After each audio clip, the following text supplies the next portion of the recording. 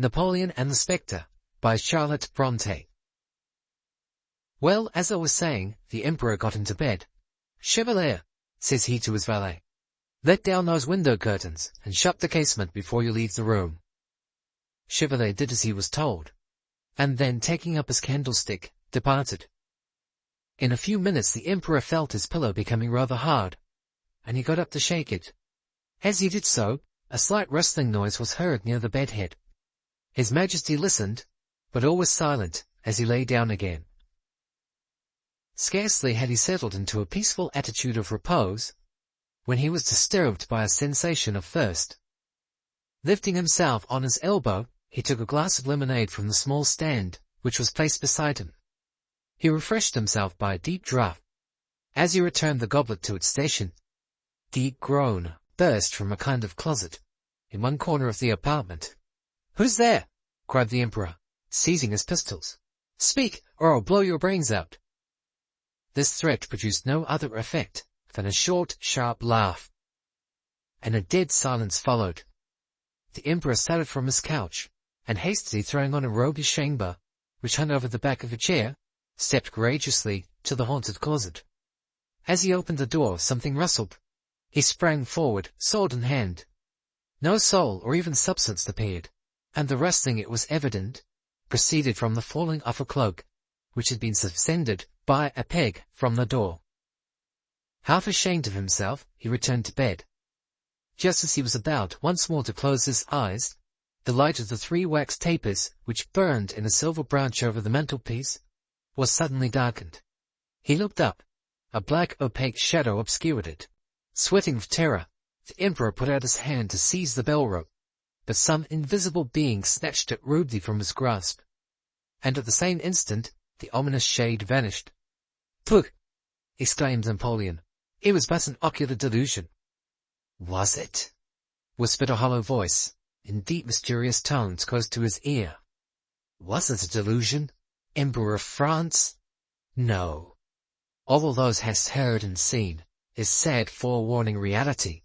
Rise, lifter of the eagle standard. Awake, swearer of the lily sceptre. Follow me, Napoleon, and thou shalt see more." As the voice ceased, a form dawned on his astonished sight. It was that of a tall, thin man, dressed in a blue surtout, edged with gold lace. It wore a black cravat very tightly round its neck, and confined by 2 little sticks placed behind each ear. The countenance was livid, the tongue protruded from between the teeth, and the eyes, all glaze and bloodshot, started with a frightful prominence, bore near sockets. "Mon Dieu!" exclaimed the Emperor. "What do I see? Spectre, whence cometh thou?"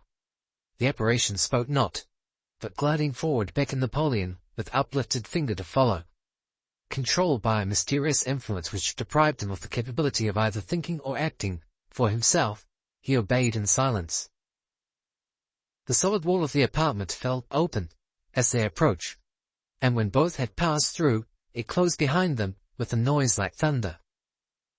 They would now have been in total darkness had it not been for a dim light which shone round the ghost, and revealed the damp walls of a long vaulted passage.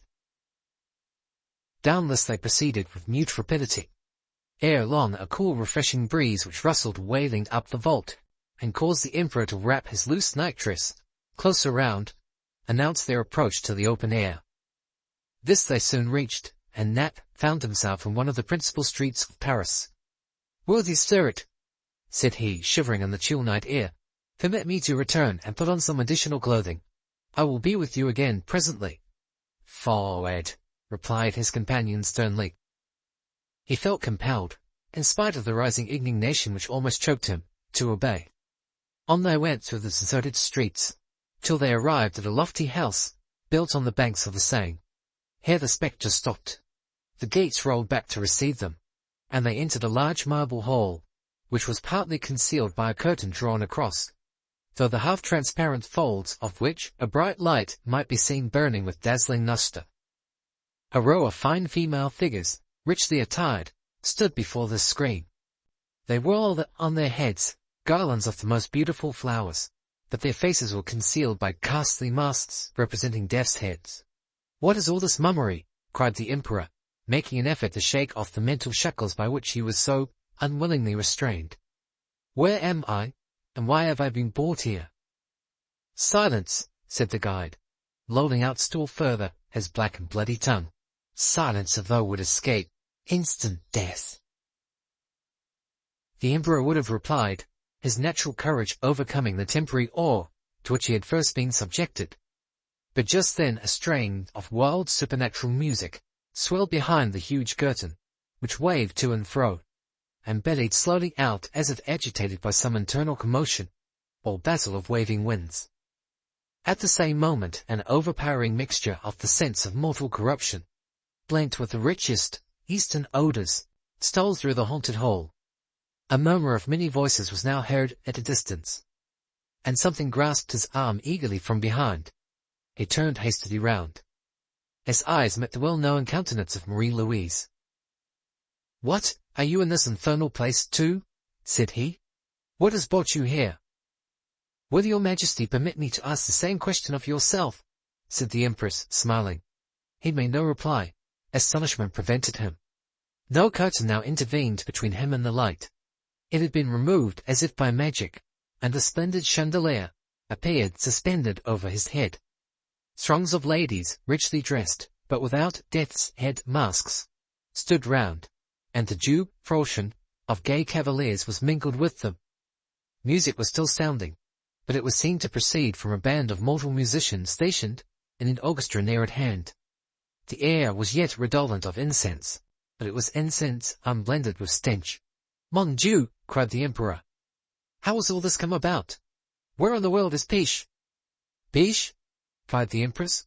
"What does your Majesty mean? Had you not better leave the apartment and retire to rest?" "Leave the apartment? Why? Where am I?" "In my private drawing-room, surrounded by a few particular persons of the court, whom I had invited this evening to a ball. You entered a few minutes since in your nightdress with your eyes fixed and wide open. I suppose from the astonishment you now testify that you were walking in your sleep." The Emperor immediately fell in a fit of catalepsy, in which he continued during the whole of the night and the greater part of the next day.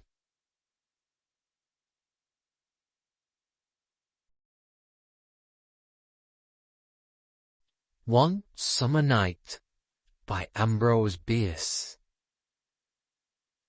The fact that Henry Armstrong was buried did not seem to prove that he was dead. He had always been a hard man to convince. That he was really buried, the testimony of his senses compelled him to admit.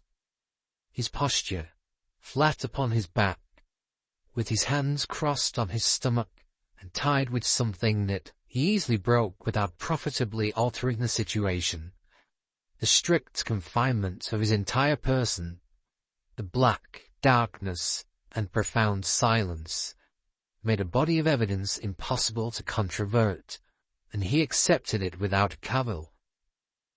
But dead? No. He was only very, very ill. He had, withal, the invalid's apathy, and did not greatly concern himself about the uncommon fate that had been allotted to him. No philosopher was he, just a plain, commonplace person, gifted, for the time being, with a pathological indifference. The organ that he feared consequences with was torpid. So, with no particular apprehension for his immediate future, he fell asleep, and all was peace with Henry Armstrong. But something was going on overhead. It was a dark summer night, shot through with infrequent shimmers of lightning, silently firing a cloud lying low in the west and portending a storm. There brief, stammering illuminations brought out with ghastly distinctness the monuments and headstones of the cemetery, and seemed to set them dancing. It was not a night in which any credible witness was likely to be straying about a cemetery, so the three men who were there, digging into the grave of Henry Armstrong, felt reasonably secure. Two of them were young students from a medical college a few miles away. The third was a gigantic man known as Jess. For many years, Jess had been employed about the cemetery as a man of all work, and it was his favourite pleasantry that he knew every soul in the place. From the nature of what he was now doing, it was inferable that the place was not so populous as its register may have shown it to be. Outside the wall, at the part of the grounds farthest from the public road, were a horse and a light wagon, waiting. The work of excavation was not difficult.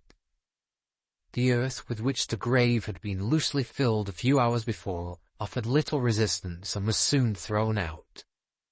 Removal of the casket from its box was less easy, but it was taken out, for it was a prerequisite of Jess, who carefully unscrewed the cover and laid it aside, exposing the body in black trousers and white shirt. At that instant, the air sprang to flame, a crackling shock of thunder stunned the world, and Henry Armstrong tranquilly sat up. With inarticulate cries, the men fled in terror, each in a different direction, for nothing on earth could two of them have been persuaded to return. But Jess was of another breed. In the grey of the morning, the two students, pallid and haggard from anxiety, and with the terror of their adventure still beating tumultuously in their blood, met at the college. "You saw it," cried one. "God, yes. What are we to do?" They went around to the rear of the building, where they saw a horse attached to a light wagon, hitched to a gate-post near the door of the dissecting room. Mechanically, they entered the room. On a bench, in the obscurity, sat Jess. He rose, grinning, all eyes and teeth. "I'm waiting for my pay," he said.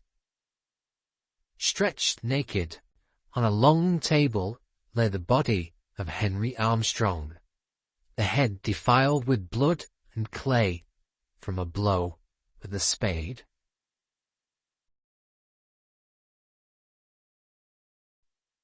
The Street by H.P. Lovecraft. There will be those who say that things and places have souls, and there be those who say they have not. I dare not say it myself, but I will tell of the street. Men of strength and honour fashioned that street, good valiant men of our blood who had come from the Blessed Isles across the sea. At first it was but a path trodden by bearers of water from the woodland spring to the cluster of houses by the beach. Then, as more men came to the growing cluster of houses and looked about for places to dwell, they built cabins along the north side, cabins of stout oaken logs with masonry on the side of the forest, for many Indians lurked there with fire arrows. And in a few years more men built cabins on the south side of the street. Up and down the street walked brave men in conical hats, who most of the time carried muskets or fowling pieces. And there were also their bonneted wives and sober children. In the evening these men with their wives and children would sit about gigantic hearths and read and speak. Very simple were the things of which they read and spoke, yet things which gave them courage and goodness, and helped them by day to subdue the forest and till the fields. And the children would listen and learn of the laws and deeds of old, and of that dear England which they had never seen or could not remember. There was war, and thereafter no more Indians troubled the street. The men, busy with labor, waxed prosperous and as happy as they knew how to be, and the children grew up comfortable, and more families came from the motherland to dwell on the street. And the children's children and the newcomers' children grew up. The town was now a city, and one by one the cabins gave place to houses, simple, beautiful houses of brick and wood, with stone steps and iron railings and fanlights over the doors. No flimsy creations were these houses, for they were made to serve many a generation. Within these were carved mantels and graceful stairs and sensible, pleasing furniture, china and silver brought from the motherland. So the street drank in the dreams of the young people and rejoiced as its dwellers became more graceful and happy. Where once had been only strength and honor, taste and learning now abode as well. Books and paintings and music came to the houses, and the young men went to the university which rose above the plain to the north. In the place of conical hats and small swords, of lace and snowy periwigs, there were cobblestones over which clattered many a blooded horse, and rumbled many a gilded coach, and brick sidewalks with horse blocks and hitching posts. There were in that street many trees, elms and oaks and maples of dignity, so that in the summer the scene was all soft for dew and twittering bird song.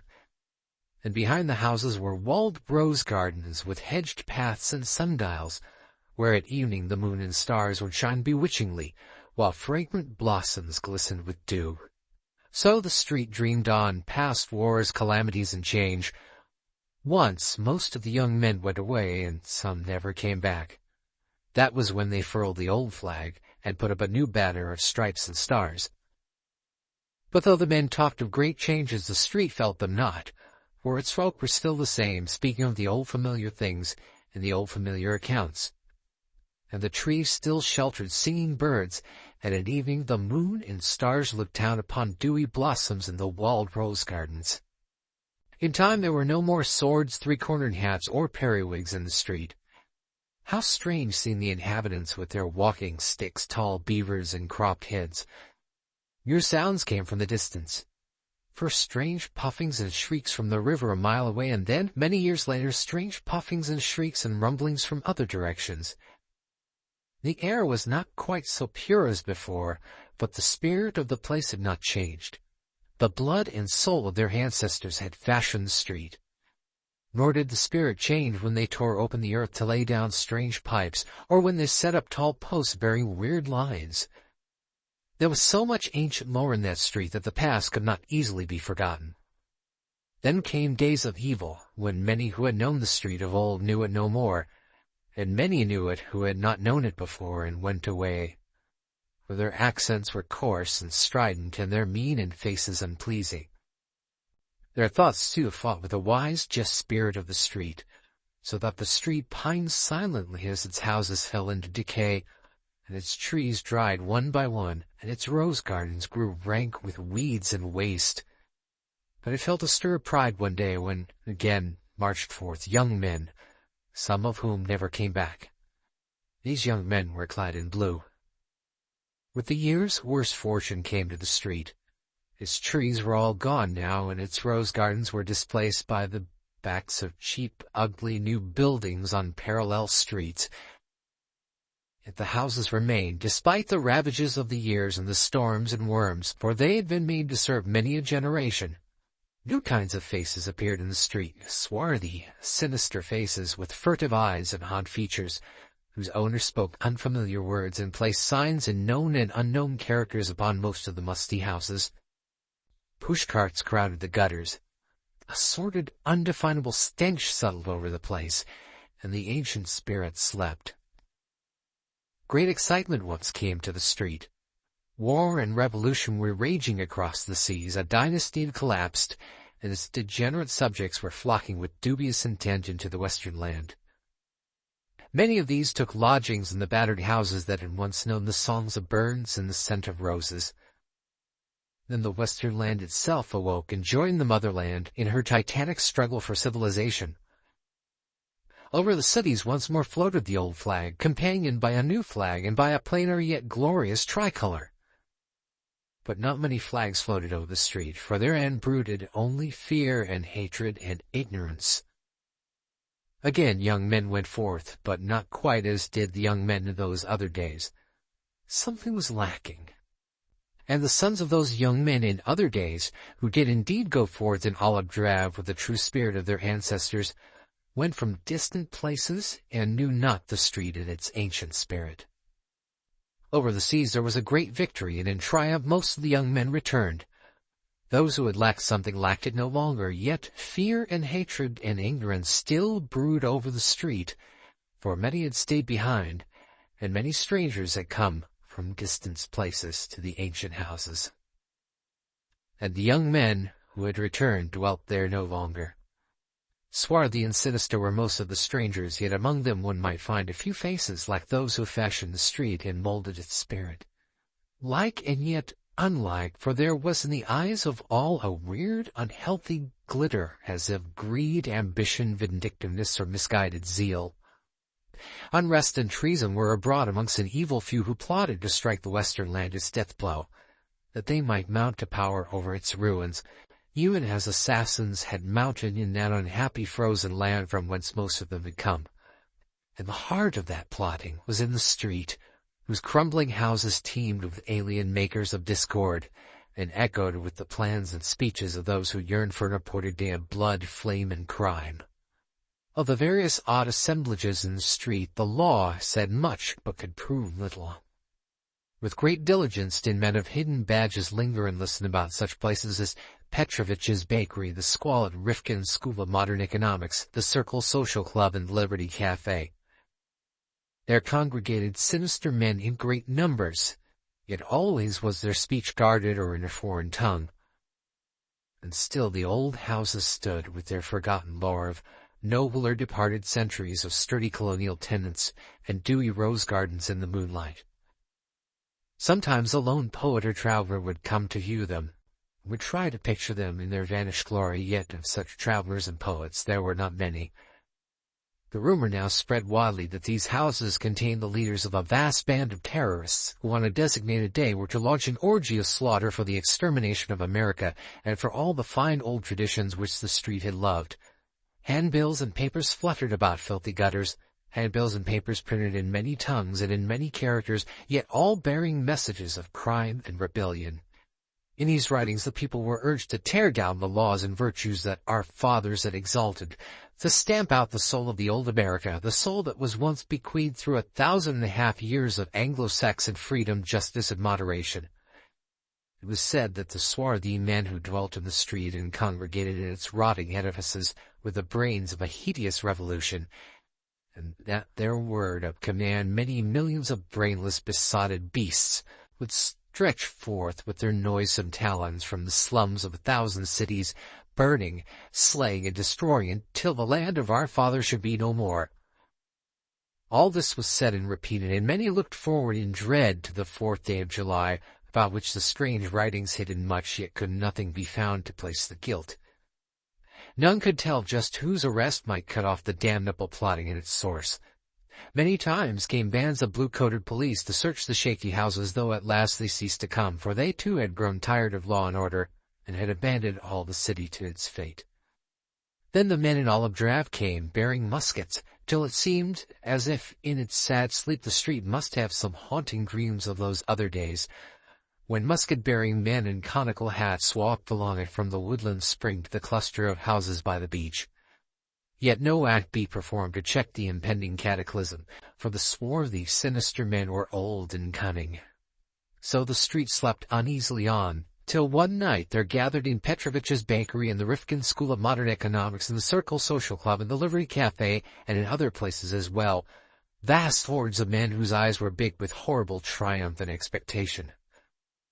Over hidden wires strange messages traveled, and much was said of still stranger messages yet to travel. But most of this was not guessed till afterward, when the western land was safe from peril. The men in olive drab could not tell what was happening, nor what they ought to do, for the swarthy, sinister men were skilled in subtlety and concealment. And yet the men in olive drab will always remember that night, and will speak of the street as they tell of it to their grandchildren, for many of them were sent there toward morning on a mission unlike that which they had expected. It was known that this nest of anarchy was old, and that the houses were tottering from the ravages of the years and the storms and worms, yet was the happening of that summer night a surprise because of its very queer uniformity. It was indeed an exceedingly singular happening, though after all a simple one. For without warning, in one of the small hours beyond midnight, all of the ravages of the years and the storms and the worms came to a tremendous climax, and after the crash there was nothing left standing in the street, save 2 ancient chimneys and part of a stout brick wall. Nor did anything that had been alive come alive from the ruins. A poet and a traveler who came with the mighty crowd that sought the scene tell odd stories. The poet says that all through the hours before dawn he beheld sordid ruins indistinctly in the glare of the arc lights, that there loomed above the wreckage another picture, where he could describe moonlight and fair houses and elms and oaks and maples of dignity. And the traveler declares that, instead of the place's wonted stench, there lingered a delicate fragrance as of roses in full bloom. But are not the dreams of poets and the tales of travelers notoriously false? There may be those who say that things and places have souls, and there be those who say they have not, I dare say myself. But I have told you of the street.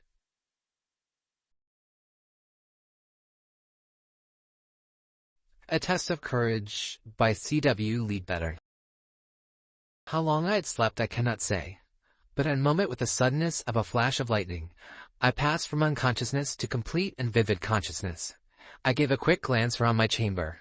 Everything was visible, clearly enough in the subdued light of my lamp, turned low for the night. All seemed as usual, nothing out of place, nothing to account in any way for that sudden awakening. But the next moment there thrilled through my soul the well-known voice of that teacher whom I revere and love above all else in the world. Voice uttered but one word. Come. Ere I could spring from my couch in glad obedience, I was seized with a feeling which it would be hopeless to attempt to describe so as to give anyone else an adequate conception of it. Every nerve in my body seemed strained to the breaking point, but some hitherto unexpected force from within. After a moment of excruciating pain, the sensation focused itself in the upper part of the head. Something there seemed to burst, and I found myself floating in the air. One glance I cast behind me, and saw myself, or my body rather, lying soundly asleep upon the bed, and then I soared out into the open air. It was a dark tempestuous night, and lowering clouds were driving rapidly across the sky, and it seemed to me as if the whole air were full of living creatures, shadowy and indistinctively seen through the darkness, creatures like wreaths of mist or smoke, and yet somehow living and powerful. Creatures was seen perpetually rushing towards me, and yet retired before me, but I swept unheeding. The room in which I had been sleeping is on the bank of a river, and across this my flight tended. At this point, there is in the center of the stream a small islet, little more than a sandbank, half covered when the water is high, and on this islet I alighted. Suddenly, I found myself standing before the form of my mother, who had passed from this life some 6 years before. "What is this?" I cried in amazement. "Hush," she said, "look there." She pointed to the river whose waves washed almost to our feet. I looked and saw a sight that might well have made the boldest tremble. Approaching us, along the river, was a vast army of enormous creatures, such as a man's wildest imagination could never conceive. I quite despair of giving any idea of the appearance of this huge mass of advancing horrors. Perhaps the prevailing types might be described as resembling the pictures we see of the gigantic monsters of the so-called Antediluvian era, and yet were far more fearful than they. Dark as the night was, I could see the hellish host clearly enough, for they had a light of their own. A strange, unearthly luminosity seemed to emanate from each of them. "Do you know what those are?" asked my mother in a voice of terror. "Elementals, are they not?" said I. "Yes," she replied. "Terrible elementals of deadly power. Let us fly." But even in the crisis of horror, I did not forget my teacher's instructions, so I answered, "No, I will never fly from an elemental. Besides, it would be quite useless." "Come with me," she cried. "Better die 1,000 deaths than fall into their power."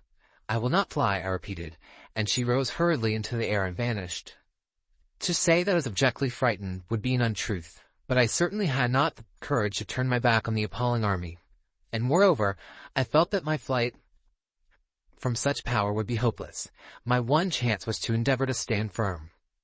By this time the advancing host was close at hand, but the first rank, instead of springing upon me as I expected, arrived slowly along in front of me in hideous procession. No such sight, assuredly, has ever been seen by man's physical eye. Delirium itself could never give birth to horrors so unutterable as these. Ichthyosauri, plesiosauri, prodigious Bactrians, gigantic cuttlefish, sea spiders 20 feet high, cobras the size of a mythical sea serpent, monsters shaped almost like some huge bird, yet obviously reptilian in character, ghastly bloodless creatures like enormously magnified animalculae. All these and many more nameless variants defiled before my eyes, and yet no two of the obscene hosts were alike, and none seemed perfect. Each had some peculiar and awful deformity of its own. But through all these diversities of form, each more inconceivably loathsome than the last, there ran a still more frightful likeness, and I soon realized that this likeness was all in their eyes.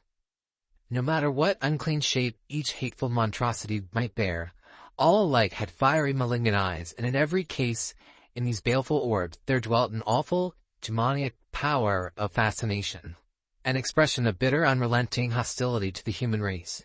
Each noisome abomination, as it writhed slowly past, fixed its fearful eyes on mine, and seemed to be exerting some formidable power against me. How my reason retained its throne under these terrible conditions, I shall never know. I felt somehow certain that if I once gave way to my fears, I should instantly fall a victim to this demon host, and I concentrated all my being in the one faculty of stubborn resistance. How long that terrific procession took to pass me I know not, but last to the lowly of legion came a something which wore partly the semblance of a three-headed snake, though immeasurably greater than any earthly ophidian, and yet, oh horror, in its head and its eyes seemed somehow human, or rather diabolical. And this dreadful mishappened. Things, instead of gliding slowly past as the others had done, turned aside, and with raised crests and open mouths made straight at me. On it came, its blazing eyes fixed on mine, and blood-red slime or foam dropping from its enormous wide-open jaws, while I summoned up all my willpower for one last stupendous effort. But that I clenched my hands and set my teeth hard, I moved no muscle, although the pestilent effluvium of its burning breath came full in my face, although in its onward rush it splashed the water over my feet, and even dropped its loathsome slime upon them, for I felt that life, and more than life, depending upon the strength of my will. How long the tremendous strain lasted I cannot say, but just as it seemed that I could hold out no longer, I felt the resistance weaken. The fire died out of the fiendish eyes that were held so close to mine, and with a horrible roar of baffled rage the unclean monster fell back into the water. The whole troop had vanished, and I was alone in the dark night at first. But before the revulsion of feeling had time to set in, clear and sweet above my head rang the well-known astral bell, and I felt myself rising and moving swiftly through the air. In a moment I was back again in my own room, saw my body still lying in the same position, and with a sort of shock found myself one with it once more. But as I laid myself on my couch, I saw laid upon my bosom a lovely white lotus blossom freshly plucked, with the dew still on the petals. With heart throbbing with delight, I turned towards the light to examine it more closely, when a puff of cold air drew my attention to the fact that my feet were wet, and looking down at them, I was horror-stricken to see they were covered with splashes of viscous red liquid. Instantly, I rushed out to the bathroom and washed them again and again, finding it very difficult to get rid of the filthy, treacly fluid. And when at last I was satisfied, I went back to my room and sat down to admire my lotus blossom, marveling greatly. Now, before lying down again to sleep, I have thus written this account of what happened to me, lest tomorrow I shall fail to recollect any of the points clearly, though indeed there seems little fear of that, for they are burnt into my brain. Later, my wonderful story is not yet quite finished. After writing thus far, I lay down and slept, and was so weary that, contrary to my custom, I did not wake until after sunrise. The first object on which my eye fell was my lotus blossom in the cup of water in which I had placed it before writing. And by the clear light of day, I discerned some reddish stains at the foot of the sheet on which I had lain. Rising, I determined to plunge into the river and swim across, so as to view by the morning light the scene of this strange nocturnal adventure. There lay the islet. There were the low, level banks, just as I had seen them then, and yet by the clear morning sunshine, it was difficult to put upon this stage the ghastly dramatis personae that occupied it that night. I swam out to the sandbank, for it seemed to me that I could identify the very spot where I stood during the terrible trial. Yes, here surely it must be, and powers above us. What is this? Here are footprints in the sand, 2 deep footprints side by side, made evidently by one who stood long and firmly in one position. No others leading up to them, either from the water or from the other side of the islet. Only just these 2 footprints. My footprints undoubtedly, for I tried them, and they fit exactly. And once more, what is this? Here on the sand, close by the footprints, I find traces still left of the horrible vicious liquid, the foul red slime that fell from the jaws of the elemental dragon. I have thought over every possible hypothesis, and I cannot escape the conclusion that my experience is a real one. I did not walk in my sleep to make those footprints, for to reach the islet I must have swum some distance, and then not my feet alone, but my whole body and clothes must have been wet, and besides, that theory would hardly account for the slime and the lotus. But what of the female figure which I saw? I can only suppose it to have been a nature spirit who had either seized upon the shell of my departed relative, or from some reason had assumed her appearance. Now, immediately on my return from the swim, I have made this addition to my narrative.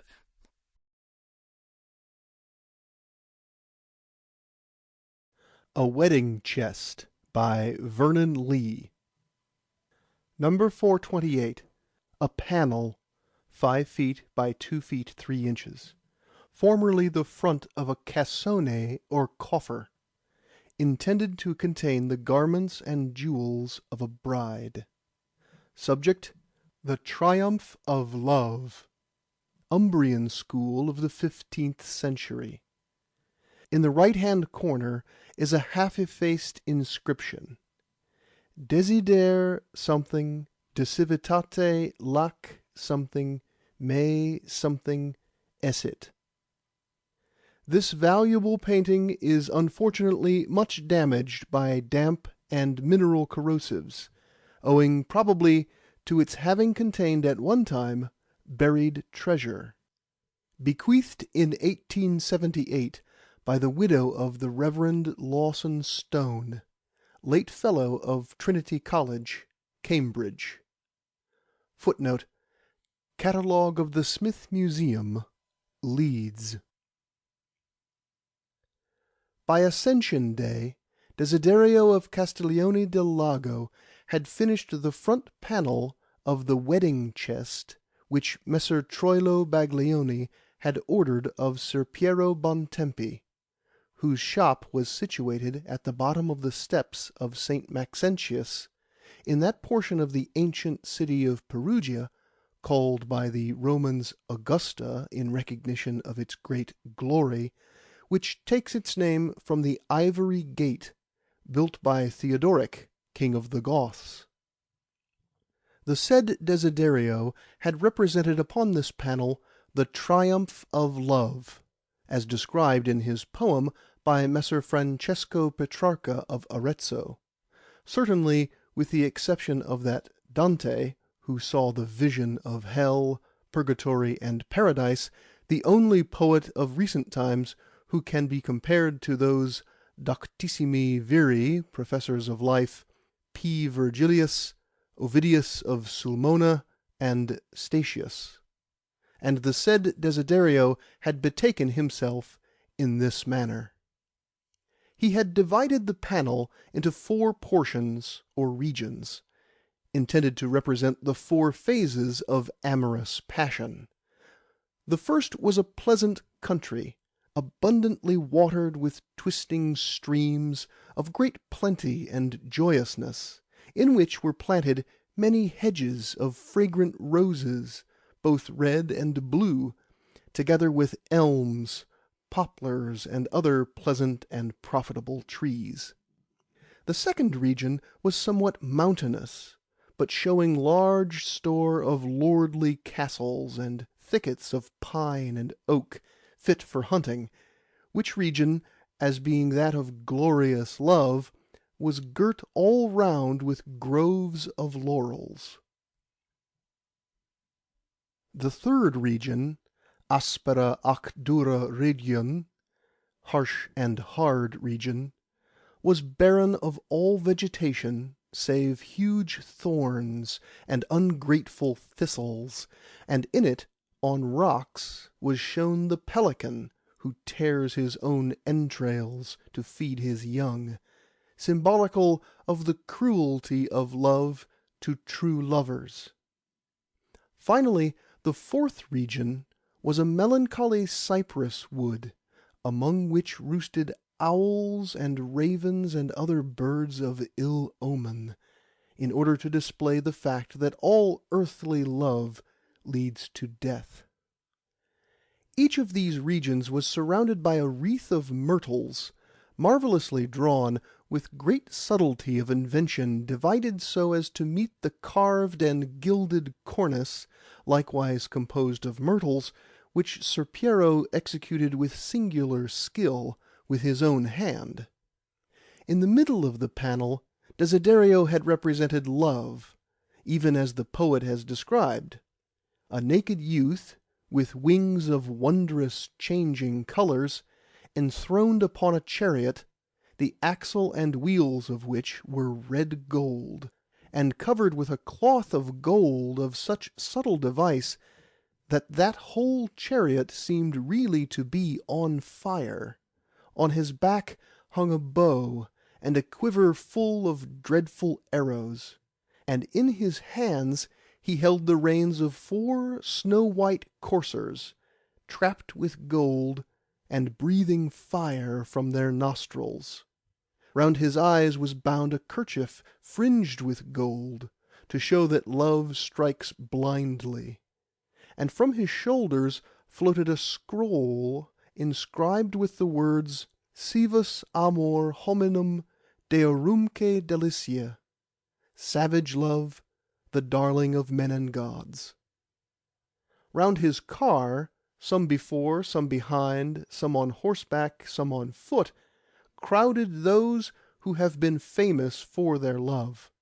Here you might see, on a bay horse with an eagle on his helmet, Julius Caesar, who loved Cleopatra, the Queen of Egypt; Sophonisba and Massicina, in rich and strange Arabian garments; Orpheus, seeking for Eurydice with his lute; Phaedra, who died for love of Hippolytus, her stepson; Mark Antony, Rinaldo of Montalbano, who loved the beautiful Angelica; Socrates, Tibullus, Virgilius, and other poets; with Messer Francesco Petrarca and Messer Giovanni Boccaccio; Tristram, who drank the love potion, riding on a sorrel horse; and near him Isota, wearing a turban of cloth of gold, and these lovers of Rimini, and many more besides, the naming of whom would be too long, even as the poet has described. And in the region of happy love, among the laurels, he had painted his own likeness, red-haired, with a green hood falling on his shoulders, and this because he was to wed, next St. John's Eve, Maddalena, the only daughter of his employer, Ser Piero. And among the unhappy lovers he painted, at his request, Messer Troilo himself, for whom he was making this coffer. And Messer Troilo was depicted in the character of Troilus, the son of Priam, emperor of Troy. He was habited in armour, covered with a surcoat of white cloth of silver, embroidered with roses. By his side was his lance, and on his head a scarlet cap. Behind him were those who carried his falcon and led his hack, and men-at-arms with his banner, dressed in green and yellow, parti-coloured, with a scorpion embroidered on their doublet. And from his lance floated a pennon inscribed Troilus sum servus amoris. I am Troilus, the slave of love. But Desiderio refused to paint among the procession Monna Maddalena, Piero's daughter, who was to be his wife, because he declared it was not fit that modest damsels should lend their face to other folk; and this he said because Ser Piero had begged him not to incense Messer Troilo, for in reality he had often portrayed Monna Maddalena, the which was marvellously lovely, though only, it is true, in the figure of Our Lady, the Mother of God. And the panel was ready by Ascension Day, and Ser Piero had prepared the box, and the carvings and gildings, griffins and chimeras, and acanthus leaves and myrtles, with the arms of Messer Troilo Baglioni, a most beautiful work. and Mastro Cavana of the Gate of St. Peter had made a lock and key of marvellous workmanship for the same coffer. And Messer Troilo would come frequently, riding over from his castle of Fratta, and see the work while it was progressing, and entertain himself lengthily at the shop, speaking with benignity and wisdom wonderful in one so young, for he was only 19, which pleased the heart of Ser Piero, but Desiderio did not relish, for which reason he was often gruff to Messer Troilo, and had many disputes with his future father-in-law. For Messer Troilo Baglione, called Barbacane, to distinguish him from another Troilo, his uncle, who was Bishop of Spello, although a bastard, had cast his eyes on Maddalena di Ser Piero Bontempi. He had seen the damsel for the first time on the occasion of the wedding festivities of his cousin, Grifone Baglioni, son of Ridolfo the elder, with Deianira degli Orsini, on which occasion marvellous things were done in the city of Perugia, both by the magnificent house of Baglioni and the citizens, such as banquets, jousts, horse races, balls in the square near the cathedral, bullfights, allegories both Latin and vulgar, presented with great learning and sweetness, among which was the fable of Perseus, how he freed Andromeda, written by Master Gianozzo, belli rector venerabilis iste universitatis, rector of beauty at that venerable university, and triumphal arches and other similar devices, in which Ser Piero Bontempi made many beautiful inventions, in company with Benedetto Bonfigli, Messer Fiorenzo di Lorenzo, and Piero di Castro Plebis, whom the holiness of our Lord Pope Sixtus IV afterwards summoned to work in his chapel in Rome. On this occasion, I repeat, Messer Troilo Baglione of Fratta, who was unanimously declared to be the most beautiful and courteous youth, of singular learning and prowess, and well worthy of this magnificent Baglioni family, cast his eyes on Maddalena di Ser Piero, and sent her, through his squire, the knot of ribbons off the head of a ferocious bull, whom he had killed singulare vi act virtute, single-handedly with merit. Nor did Messer Troilo neglect other opportunities of seeing the damsel, such as at church and at her father's shop, riding over from his castle at Fratta on purpose, but always honestis valde modibus, by extremely honourable methods, as the damsel showed herself very coy, and refused all presents which he sent her. Neither did Ser Piero prevent his honestly conversing with the damsel, fearing the anger of the magnificent family of Baglioni, but Desiderio de Città del Lago, the which was affianced to Monna Maddalena, often had words with Ser Piero on the subject, and one day well nigh broke the ribs of Messer Troilo's squire, whom he charged with carrying dishonest messages.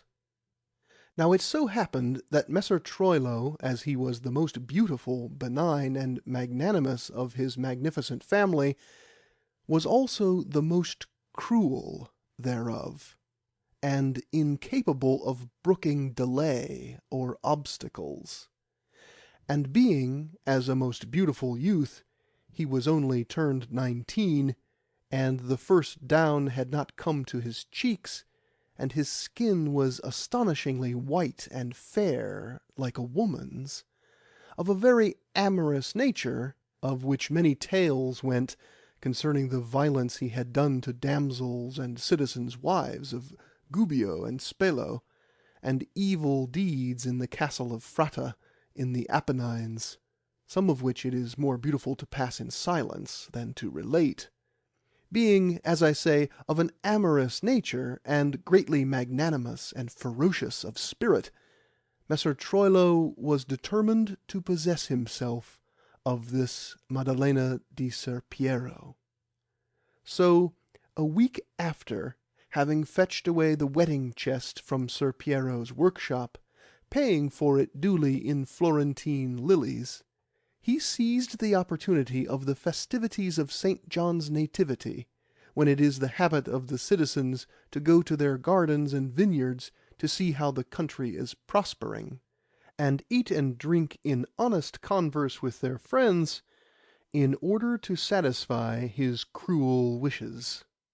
For it so happened that the said Ser Piero, who was rich and prosperous, possessing an orchard in the valley of the Tibet near San Giovanni, was entertaining his friends there, it being the eve of his daughter's wedding, peaceful and unarmed.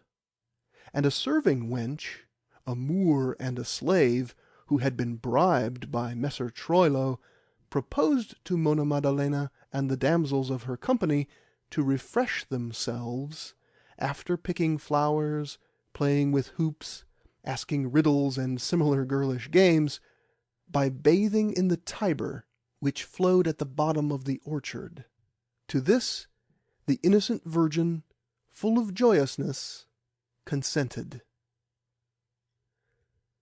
Hardly had the damsels descended into the river bed, the river being low and easy to ford on account of the summer, when behold there swept from the opposite bank a troop of horsemen, armed and masked, who seized the astonished Maddalena and hurried off with her, vainly screaming like another Proserpina, to her companions, who, surprised and ashamed at being seen with no garments, screamed in return, but in vain.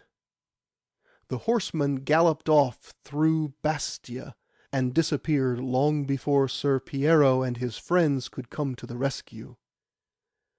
Thus was Monna Maddalena cruelly taken from her father and bridegroom, through the amorous passion of Messer Troilo. Ser Piero fell upon the ground fainting for grief, and remained for several days like one dead, and when he came to, he wept and cursed wickedly, and refused to take food and sleep, and to shave his beard. But being old and prudent, and the father of other children, he conquered his grief, well knowing that it was useless to oppose Providence or fight, being but a handicraftsman, with the magnificent family of Baglioni, lords of Perugia since many years, and as rich and powerful as they were magnanimous and implacable.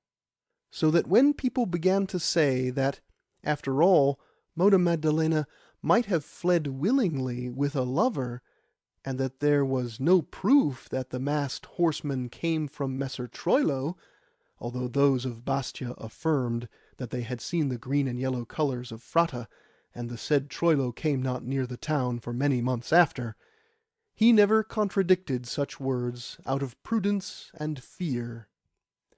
But Desiderio of Castiglione del Lago, hearing these words, struck the old man on the mouth till he bled. And it came to pass, about a year after the disappearance of Monna Maddalena, and when, particularly as there had been a plague in the city, and many miracles had been performed by a holy nun of the convent of Sant'Anna, the which fasted 70 days, and Messer Ascanio Baglioni had raised a company of horse for the Florentine signori in their war against those of Siena, people had ceased to talk of the matter, that certain armed men, masked, but wearing the colours of Messer Troilo and the scorpion on their doublets, rode over from Fratta, bringing with them a coffer wrapped in black baize, which they deposited overnight on Ser Piero Bontempi's doorstep. And Ser Piero, going at daybreak to his workshop, found that coffer, and recognizing it as the same which had been made, with a panel representing the triumph of love, and many ingenious devices of sculpture and gilding, for Messer Troilo, called Barbacane, he trembled in all his limbs, and went and called Desiderio, and with him privily carried the chest into a secret chamber in his house, saying not a word to any creature. The key, a subtle piece of work of the smith Kavanagh, was hanging to the lock by a green silk string, on to which was tied a piece of parchment containing these words: "To Master Desiderio, a wedding gift from Troilo Baglioni of Fratta." An allusion, doubtless, ferox atque cruenta facitia, by fierce and cruel joke, to the triumph of love, according to Messer Francesco Petrarca, painted upon the front of the coffer. The lid being raised, they came to a piece of red cloth, such as is used for mules, etiam even so a fold of common linen, and below it a coverlet of green silk, which, being raised, their eyes were met. Heu infandum patri scleratumque donos, O unspeakable father of a wicked gift, by the body of Mona Maddalena, naked as God had made it, dead, with 2 stabs in the neck, the long golden hair tied with pearls, but dabbed in blood, the which Maddalena was cruelly squeezed into that coffer, having on her breast the body of an infant recently born, dead like herself. When he beheld this sight, Ser Piero threw himself on the floor and wept, and uttered dreadful blasphemies. But Desiderio of Castiglione del Lago said nothing, but called a brother of Ser Piero, a priest and prior of St. Severus, and with his assistance carried the coffer into the garden. This garden, within the walls of the city on the side of Porta Eburnia, was pleasantly situated, and abounding with flowers and trees, useful both for their fruit and their shade, and rich likewise in all such herbs as thyme, majoram, fennel, and many others that prudent housewives desire for their kitchen, all watered by stone canals, ingeniously constructed by Ser Piero, which were fed from a fountain where you might see a mermaid squeezing the water from her breasts, a subtle device of the same Piero, and executed in a way such as would have done honour to Phidias or Praxiteles, on hard stone from Montecatria. In this place Desiderio of Castiglione del Lago dug a deep grave under an almond tree, the which grave he carefully lined with stones and slabs of marble, which he tore up from the pavement in order to diminish the damp, and then requested the priest, Ser Piero's brother, who had helped him in the work, to fetch his sacred vestments and hooks and all necessary for consecrating that ground. This the priest immediately did, being a holy man and sore grieved for the case of his niece. Meanwhile, with the help of Ser Piero, Desiderio tenderly lifted the body of Mona Maddalena out of the wedding chest, washed it in odorous waters, and dressed it in fine linen and bridal garments, not without much weeping over the poor damsel's sad plight, and curses upon the cruelty of her ravisher, and having embraced her tenderly, they laid her once more in the box, painted with the triumph of love, upon folds of fine damask and brocade, her hands folded, and her head decently placed upon a pillow of silver cloth, a wreath of roses, which Desiderio himself plaited, on her hair, so that she looked like a holy saint, or the damsel Julia, daughter of the Emperor Augustus Caesar, who was discovered buried on the Appian Way, and incontinently fell into dust. A marvellous thing. They filled the chest with as many flowers as they could find, also sweet-scented herbs, bay leaves, orris powder, frankincense, ambergris, and a certain gum called in Syrian physalis, and by the Jews barach, in which they say that the body of King David was kept intact from earthly corruption, and which the priest, the brother of Ser Piero, who was learned in all alchemy and astrology, had bought of certain Moors.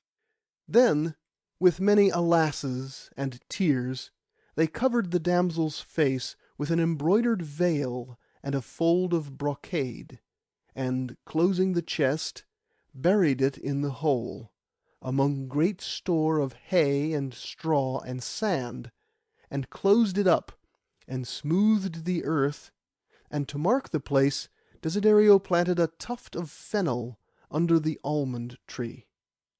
But not before having embraced the damsel many times, and taken a handful of earth from her grave, and eaten it, with many imprecations upon Messer Troilo, which it were terrible to relate. Then the priest, the brother of Ser Piero, said the service for the dead, Desiderio serving him as acolyte, and they all went their way, grieving sorely. But the body of the child, the which had been found in the wedding chest, they threw down a place near St. Herculanus, where the refuse and offal of dead animals are thrown, called the Sardegna, because it was the bastard of Ser Troilo, et infami scelerisque partum, and the child of wicked infamy. Then, as this matter got abroad, and also Desiderio's imprecations against Ser Troilo, Ser Piero, who was an old man and prudent, caused him to depart privily from Perugia, for fear of the wrath of the magnificent Orazio Baglione, uncle of Messer Troilo, and lord of the town.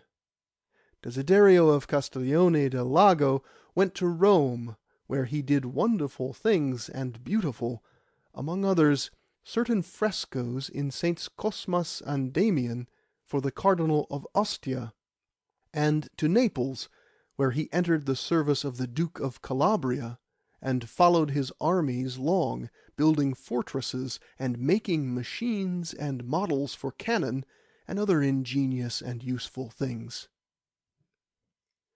And thus for 7 years, until he heard that Ser Piero was dead at Perugia of a surfeit of eels, and that Messer Troilo was in the city, raising a company of horse with his cousin Astore Baglione for the Duke of Urbino. And this was before the plague, and the terrible coming to Umbria of the Spaniards and renegade Moors, under Caesar Borgia, Vicarius Sanctae Ecclesia, sue flagellum Dei et Novus Attila, the vicar of the Holy Church, or the whip of God, and the new Attila the Hun. So Desiderio came back privily to Perugia, and put up his mule at a small inn, having dyed his hair black and grown his beard after the manner of Easterns, saying he was Greek, coming from Ancona. And he went to the priest, prior of Saint Severus, and the brother of Ser Piero, and discovered himself to him, who, although old, had great joy in seeing him, and hearing of his intent. And Desiderio confessed all his sins to the priest, and obtained absolution, and received the body of Christ with great fervour and compunction. And the priest placed his sword on the altar, beside the gospel, as he said mass, and blessed it. And Desiderio knelt and made a vow never to touch food save the body of Christ, till he could taste the blood of Messer Troilo. And for 3 days and 3 nights He watched him and dogged him, but Messer Troilo rarely went unaccompanied by his men, because he had offended so many honourable citizens by his amorous fury, and he knew that his kinsmen dreaded him, and would gladly be rid of him, on account of his ferocity and ambition, and their desire to unite the fief of Fratta to the other lands of the main line of the magnificent house of Baglioni, famous in arms. But one day, toward dusk, Desiderio saw Messer Troilo coming down a steep lane near St. Herculanus, alone, for he was going to a woman of light fame, called Flavia Bella, the which was very lovely. So Desiderio threw some ladders from a neighbouring house which was being built, and sacks across the road, and hid under an arch that spanned the lane, which was greatly steep and narrow. And Messer Troilo came down on foot, whistling, and paring his nails with a small pair of scissors. And he was dressed in grey silk hose, and a doublet of red cloth and gold brocade, pleated about the skirts, and embroidered with seed pearl, and laced with gold laces. And on his head he had a hat of scarlet cloth with many feathers, and his cloak and sword he carried under his left arm. And Messer Troilo was 26 years old, but seemed much younger, having no beard, and a face like Hyacinthus or Ganymede, whom Jove stole to be his cupbearer on account of his beauty. And he was tall, and very ferocious, and magnanimous of spirit. And as he went, going to Flavia the courtesan, he whistled. And when he came near the heaped up ladders and the sacks, Desiderio sprang upon him, and tried to run his sword through him. But although wounded, Messer Troilo grappled with him long. But he could not get at his sword, which was entangled in his cloak, and before he could free his hand and get at his dagger, Desiderio had him down, and ran his sword 3 times through his chest, exclaiming, "This is from Maddalena, in return for her wedding chest." And Messer Troilo, seeing the blood flowing out of his chest, knew he must die, and merely said, "Which Maddalena? I remember, old Piero's daughter. She was always a cursed difficult slut," and died. And Desiderio stooped over his chest, and lapped up the blood as it flowed, and it was the first food he tasted since taking the body of Christ, even as he had sworn. Then Desiderio went stealthily to the fountain under the arch of St. Proxidus, where the women wash linen in the daytime, and cleansed himself a little from that blood. Then he fetched his mule, and hid it in some trees near Messer Piero's garden, and at night he opened the door, the priest having given him the key, and went in, and with a spade and mattock he had brought, dug up the wedding chest, with the body of Monna Maddalena in it, the which, owing to the herbs and virtuous gums, had dried up, and become much lighter. And he found the spot by looking for the fennel tuft under the almond tree, which was then in flower, it being spring. He loaded the chest, which was mouldy and decayed, on the mule, and drove the mule before him till he got to Castiglione del Lago, where he hid. And meeting certain horsemen, who asked him what he carried in that box, for they took him to be a thief, he answered, his sweetheart. So they laughed and let him pass. Thus he got safely on to the territory of Arezzo, an ancient city of Tuscany, where he stopped. Now when they found the body of Messer Troilo, there was much astonishment and wonder, and his kinsmen were greatly wroth. But Messer Orazio and Messer Ridolfo, his uncles, said, "'Tis as well, for indeed his courage and ferocity were too great, and he would have done some evil to us all had he lived."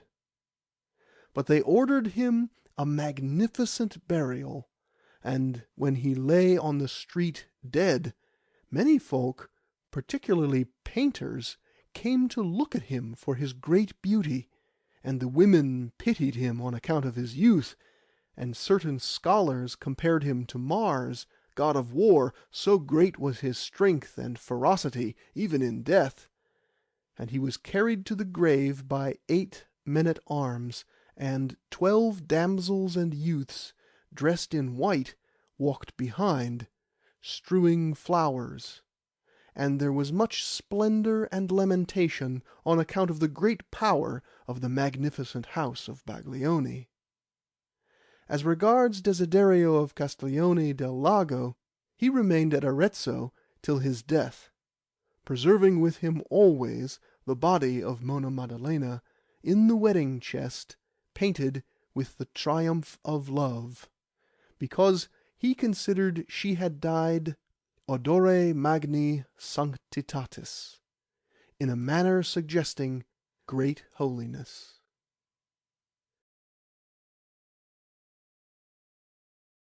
The Dream by Ivan Turgenev. 1. I was living with my mother at the time in a small seaport town. I was just turned 17 and my mother was only 35. She had married very young. When my father died, I was only 7 years old, but I remember him well. My mother was a short, fair-haired woman with a charming but permanently sad face, a quiet, languid voice, and timid movements. In her youth she had borne the reputation of a beauty, and as long as she lived she remained attractive and pretty. I have never beheld more profound, tender, and melancholy eyes. I adored her, and she loved me. But our life was not cheerful. It seemed as though some mysterious, incurable, and undeserved sorrow were constantly sapping the root of her existence. This sorrow could not be explained by grief for my father alone, great as that was, passionately as my mother had loved him, sacredly as she cherished his memory. No, there was something else hidden there which I did not understand, but which I felt confusedly and strongly as soon as I looked at those quiet, impassive eyes, at those very beautiful but also impassive lips, which were not bitterly compressed, but seemed to have congealed for good and all. I have said that my mother loved me, but there were moments when she spurned me, when my presence was burdensome, intolerable to her.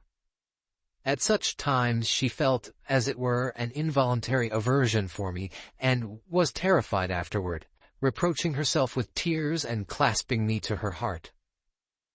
I attributed these momentary fits of hostility to her shattered health, to her unhappiness.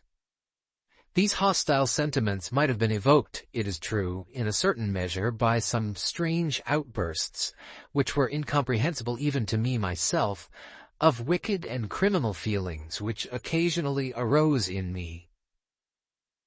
But these outbursts did not coincide with the moments of repulsion. My mother constantly wore black, as though she were in mourning. We lived in a rather grand scale, although we associated with no one. 2. My mother concentrated upon me all her thoughts and cares. Her life was merging in my life. Such relations between parents and children are not always good for the children. They are more apt to be injurious. Moreover, I was my mother's only child, and only children generally develop irregularly. In rearing them, the parents do not think of themselves so much as they do of them. That is not practical. I did not get spoiled and did not grow obstinate. Both these things happen with only children. But my nerves were unstrung before their time. in addition to which I was of rather feeble health. I took after my mother, to whom I also bore a great facial resemblance.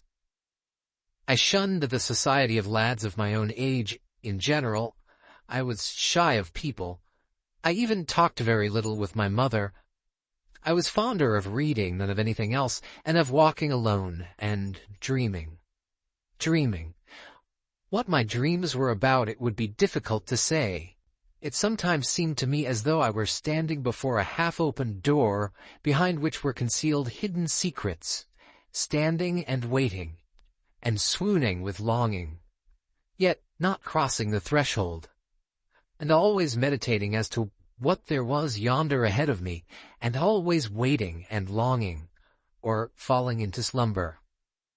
If the poetic vein had throbbed in me, I should, in all probability, have taken to writing verses. If I had left an inclination to religious devoutness, I might have become a monk. But there was nothing of the sort about me, and I continued to dream, and to wait. 3. I have just mentioned that I sometimes fell asleep under the inspiration of obscure thoughts and reveries. On the whole, I slept a great deal, and dreams played a prominent part in my life. I beheld visions almost every night. I did not forget them. I attributed to them significance. I regarded them as prophetic. I strove to divine their secret import. Some of them were repeated from time to time, which always seemed to me wonderful and strange. I was particularly perturbed by one dream. It seems to me that I am walking along a narrow, badly paved street in an ancient town, between many-storied houses of stone, with sharp-pointed roofs. I am seeking my father, who is not dead, but is, for some reason, hiding from us, and is living in one of those houses. And so I enter a low, dark gate, traverse a long courtyard, encumbered with beams and planks, and finally make my way into a small chamber with 2 circular windows. In the middle of the room stands my father, clad in a dressing gown and smoking a pipe. He does not in the least resemble my real father. He is tall, thin, black-haired. He has a hooked nose, surly, piercing eyes. In appearance he is about 40 years of age. He is displeased because I have hunted him up, and I also am not in the least delighted at the meeting, and I stand still, in perplexity. He turns away slightly, begins to mutter something and to pace to and fro with short steps. Then he retreats a little, without ceasing to mutter, and keeps constantly casting glances behind him, over his shoulder. The room widens out and vanishes in a fog. I suddenly grow terrified at the thought that I am losing my father again. I rush after him, but I no longer see him and can only hear his angry, bear-like growl. My heart sinks within me. I wake up, and for a long time cannot get to sleep again. All the following day I think about that dream and, of course, am unable to arrive at any conclusion. 4. The month of June had come. The town in which my mother and I lived became remarkably animated at that season. A multitude of vessels arrived at the wharves. A multitude of new faces presented themselves on the streets. I loved at such times to stroll along the quay, past the coffee houses and inns, to scan the varied faces of the sailors and other people who sat under the canvas awnings, at little white tables with pewter tankards filled with beer. One day, as I was passing in front of a coffee house, I caught sight of a man who immediately engrossed my entire attention. Clad in a long black coat of peasant cut, with a straw hat pulled down over his eyes, he was sitting motionless, with his arms folded on his chest. Thin rings of black hair descended to his very nose. His thin lips gripped the stem of a short pipe. This man seemed so familiar to me. Every feature of his swarthy yellow face, his whole figure, were so indubitably stamped on my memory, that I could not do otherwise than halt before him, could not help putting to myself the question, who is this man? Where have I seen him? He probably felt my intent stare, for he turned his black, piercing eyes upon me. I involuntarily uttered a cry of surprise. This man was the father whom I had sought out, whom I had beheld in my dream. There was no possibility of making a mistake. The resemblance was too striking. Even the long-skirted coat which enveloped his gaunt limbs reminded me, in color and form, of the dressing gown in which my father had presented himself to me. Am not I dreaming? I thought to myself. No, it is daylight now. A crowd is roaring round me. The sun is shining brightly in the blue sky, and I have before me not a phantom, but a living man. I stepped up to an empty table, ordered myself a tankard of beer and a newspaper, and seated myself at a short distance from this mysterious being. 5. Placing the sheets of the newspaper on a level with my face, I continued to devour the stranger with my eyes.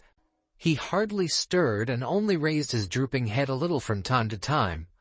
He was evidently waiting for someone. I gazed and gazed. Sometimes it seemed to me that I had invented the whole thing, that in reality there was no resemblance whatever, that I had yielded to the semi-involuntary deception of the imagination, but he would suddenly turn a little on his chair, raise his hand slightly, and again I almost cried aloud. Again I beheld before me my nocturnal father. At last he noticed my importunate attention, and, first with surprise, then with vexation, he glanced in my direction, started to rise, and knocked down a small cane which he had leaned against the table. I instantly sprang to my feet, picked it up, and handed it to him. My heart was beating violently. He smiled in a constrained way, thanked me, and, putting his face close to my face, he elevated his eyebrows and parted his lips a little, as though something had struck him. "You are a very polite young man," he suddenly began in a dry, sharp, snuffling voice. "That is a rarity nowadays. Allow me to congratulate you. You have been well brought up." I do not remember precisely what answer I made to him, but the conversation between us was started. I learned that he was a fellow countryman of mine, that he had recently returned from America, where he had lived many years, and whither he was intending to return shortly. He said his name was Baron. I did not catch the name well. He, like my nocturnal father, wound up each of his remarks with an indistinct inward growl. He wanted to know my name. On hearing it, he again showed signs of surprise. Then he asked me if I had been living long in that town, and with whom. I answered him that I lived with my mother. "And your father?" "My father died long ago." He inquired my mother's Christian name and immediately burst into an awkward laugh, and then excused himself, saying that he had that American habit, and that altogether he was a good deal of an eccentric. Then he asked where we lived. I told him. 6. The agitation which had seized upon me at the beginning of our conversation had gradually subsided. I thought our intimacy rather strange, that was all. I did not like the smile with which the Baron questioned me, neither did I like the expression of his eyes when he fairly stabbed them into me. There was about them something rapacious and condescending, something which inspired dread. I had not seen those eyes in my dream. The Baron had a strange face. It was pallid, fatigued, and at the same time youthful in appearance, but with a disagreeable youthfulness.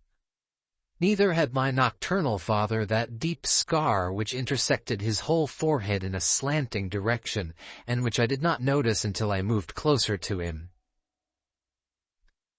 Before I had had time to impart to the Baron the name of the street and the number of the house where we lived, a tall Negro, wrapped up in a cloak to his very eyes, approached him from behind, and tapped him softly on the shoulder. The Baron turned round, said, "Aha, at last," and, nodding lightly to me, entered the coffee-house with the Negro.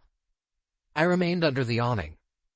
I wished to wait until the Baron should come out again, not so much for the sake of entering again into conversation with him, I really did not know what topic I could start with, as for the purpose of again verifying my first impression.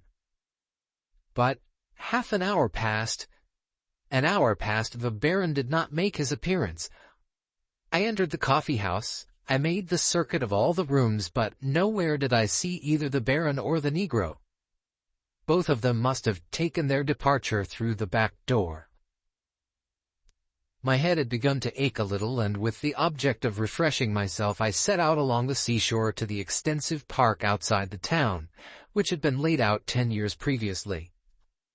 After having strolled for a couple of hours in the shade of the huge oaks and plantain trees, I returned home.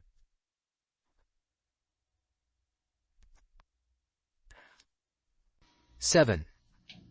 Our maidservant flew to meet me, all tremulous with agitation, as soon as I made my appearance in the anteroom.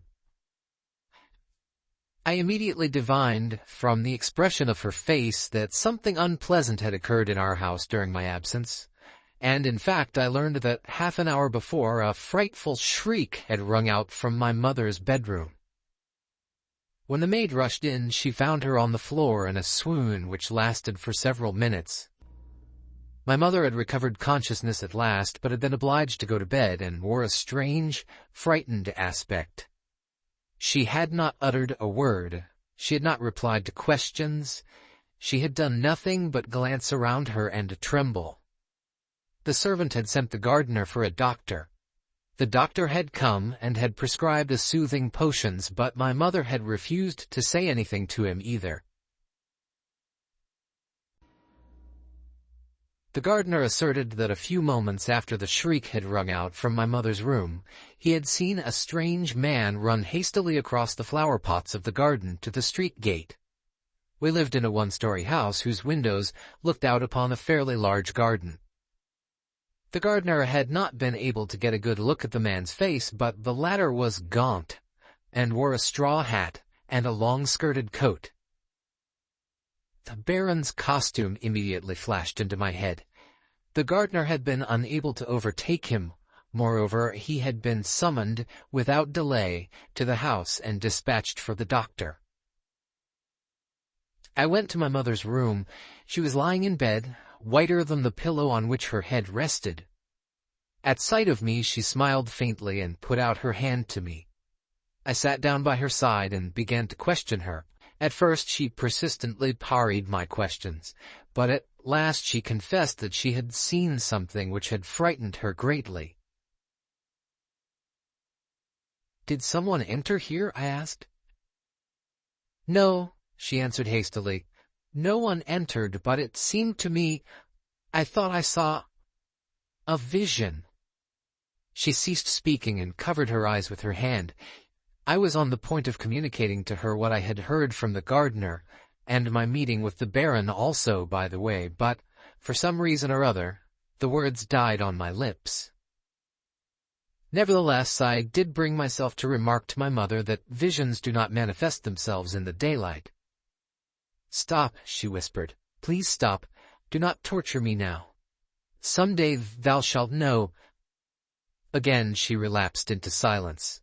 Her hands were cold and her pulse beat fast and unevenly. I gave her a dose of medicine and stepped a little to one side in order not to disturb her. She did not rise all day. She lay motionless and quiet, only sighing deeply from time to time and opening her eyes in timorous fashion. Everyone in the house was perplexed.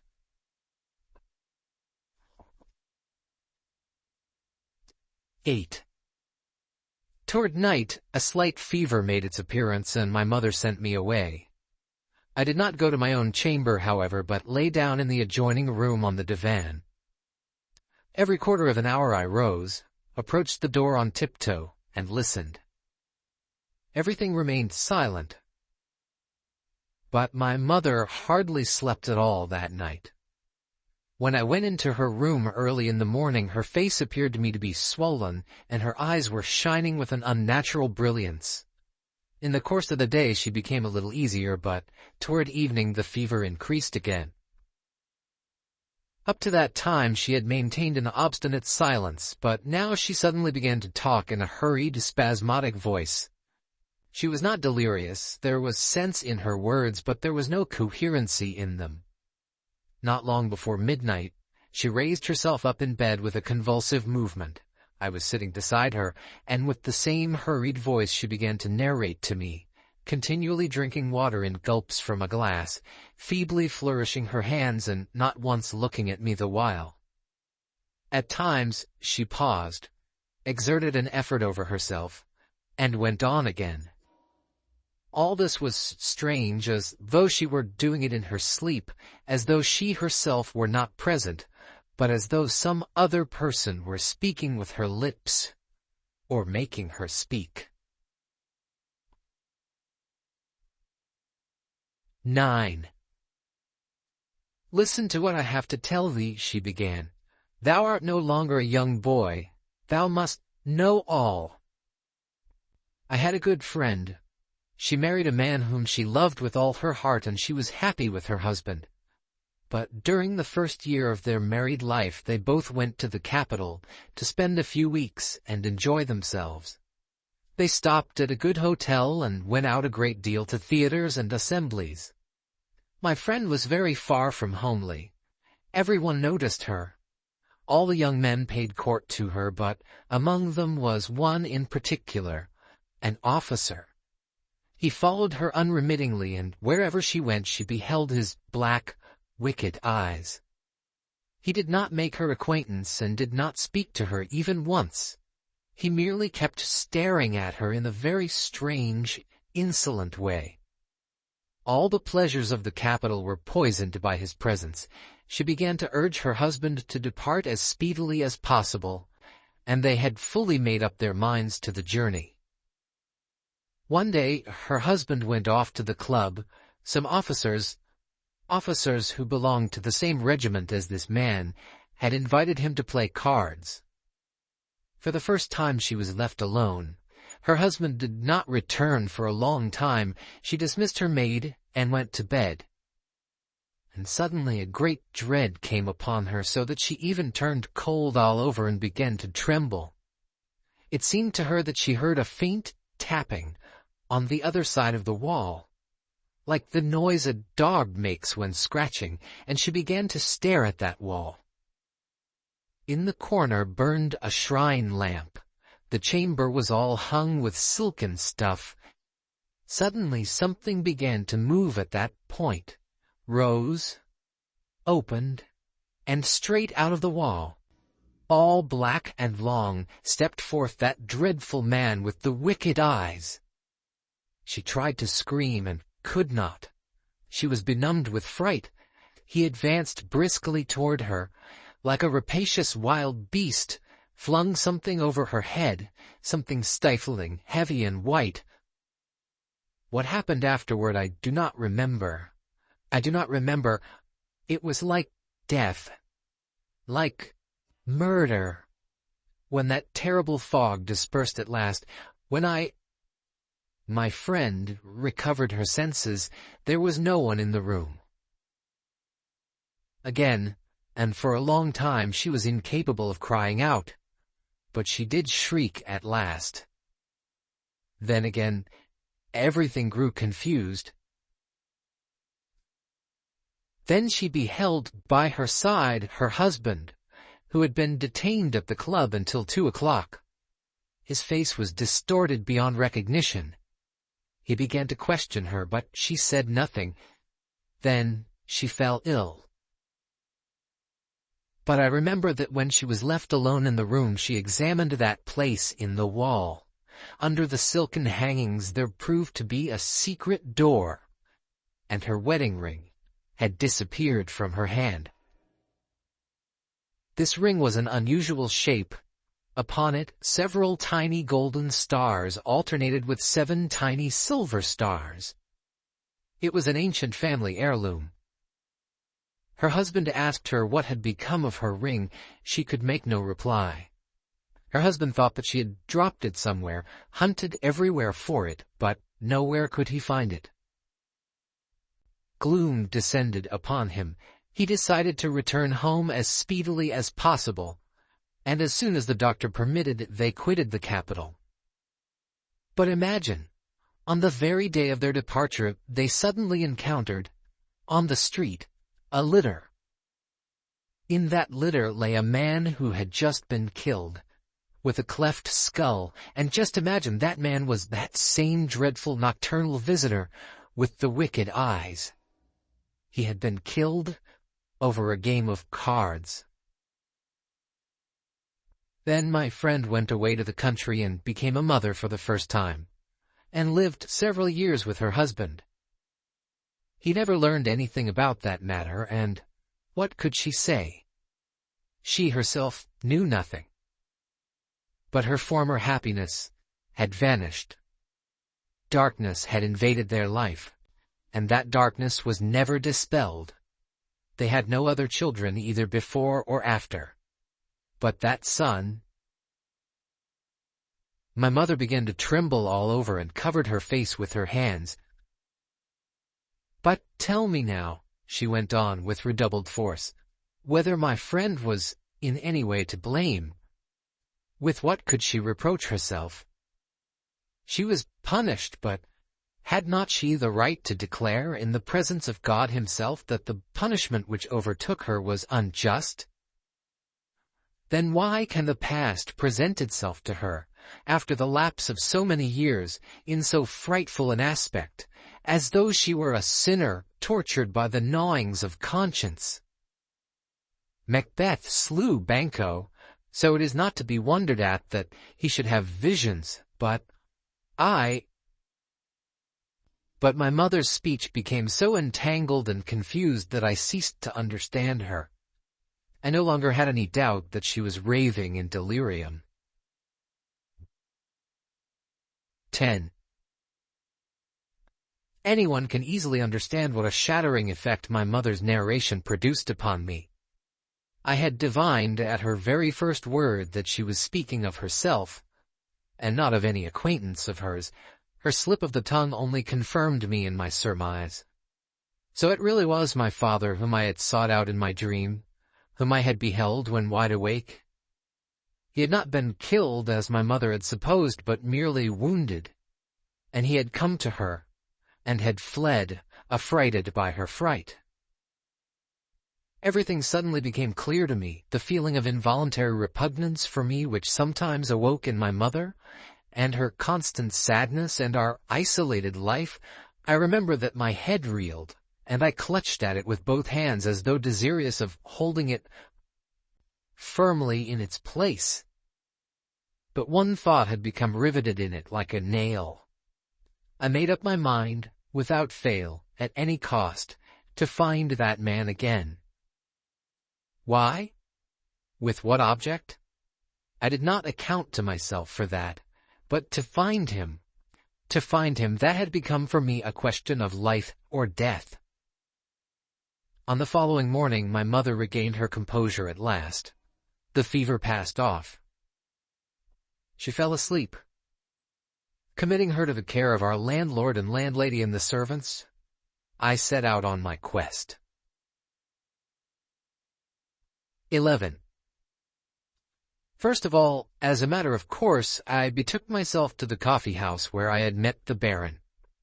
But in the coffee-house no one knew him or had even noticed him. He was a chance visitor. The proprietors had noticed the Negro. His figure had been too striking to escape notice, but who he was, where he stayed, no one knew either. Leaving my address, in case of emergency, at the coffee-house, I began to walk about the streets and the waterfront of the town, the wharves, the boulevards. I looked into all the public institutions, and nowhere did I find anyone who resembled either the Baron or his companion.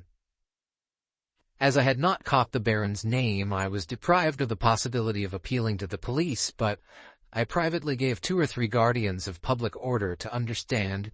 They gazed at me in surprise, it is true, and did not entirely believe me, that I would lavishly reward their zeal if they should be successful in coming upon the traces of those 2 individuals, whose personal appearance I tried to describe as minutely as possible. Having strolled about in this manner until dinner-time, I returned home thoroughly worn out. My mother had got out of bed, but with her habitual melancholy there was mingled a new element, a sort of pensive perplexity, which cut me to the heart like a knife. I sat with her all the evening. We said hardly anything. She laid out her game of patience.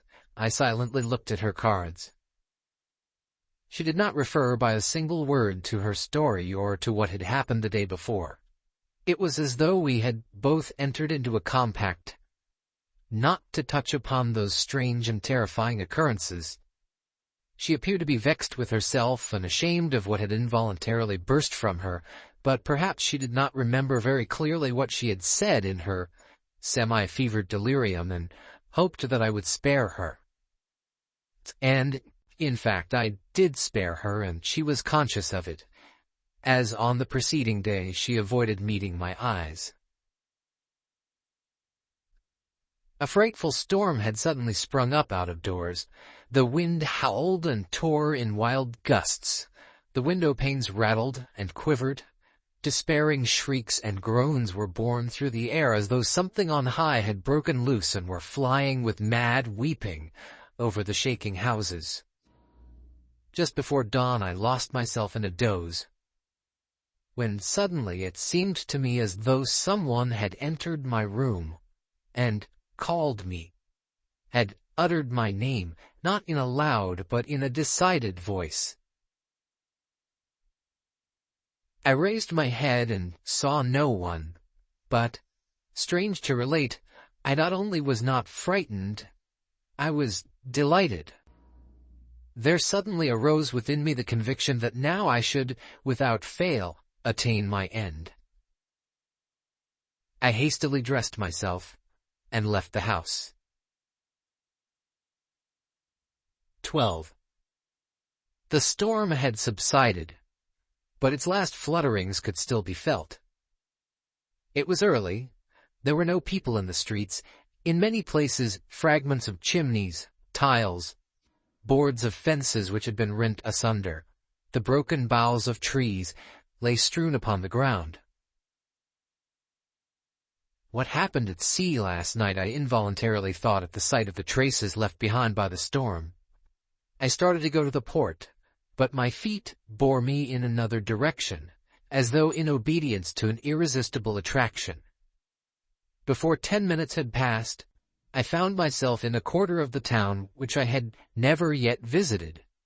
I was walking, not fast, but without stopping, step by step, with a strange sensation at my heart.